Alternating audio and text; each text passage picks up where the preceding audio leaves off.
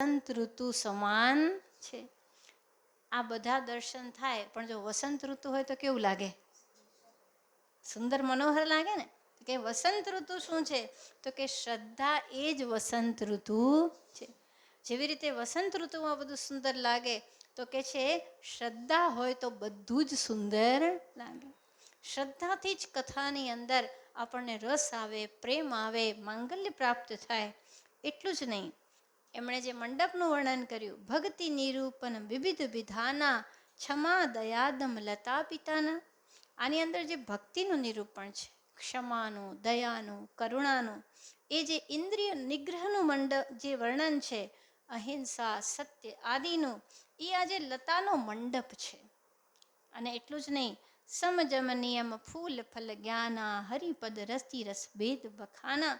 આજે સુંદર સુંદર નિયમો છે, જે યોગની અંદર જે કોઈ સાધનો કીધા, યમ નિયમ ધ્યાન ધારણા આદિ, સત્ય, અહિંસા, બ્રહ્મચર્ય, સંતોષ, આ બધા છે એ લતા મંડપમાં વળગેલા સુંદર સુંદર ફૂલો છે. અને હરિપદ રતિ રસ ભેદ બખાના, એ કે છે આ જે ફળો છે, એમાં ફૂલ છે, ફળ છે, તો એ ફળોનો રસ કયો છે?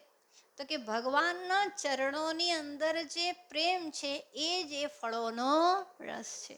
લતા મંડપ છે, ફૂલ છે, ફળ છે. અને ઔરવ કથા અનેક પ્રસંગા તે સુખ પિક બહુ બરન વિહંગા.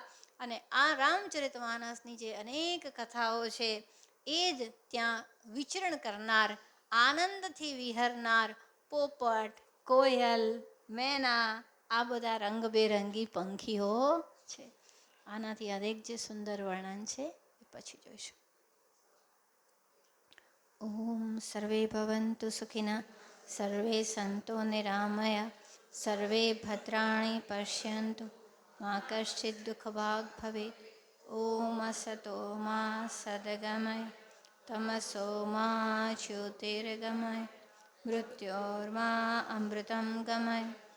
ઓમ પૂર્ણમદ પૂર્ણમિદં પૂર્ણાત પૂર્ણમુદચ્યતે પૂર્ણસ્ય પૂર્ણમાદાય પૂર્ણમેવાવશિષ્યતે. ઓમ શાંતિ શાંતિ.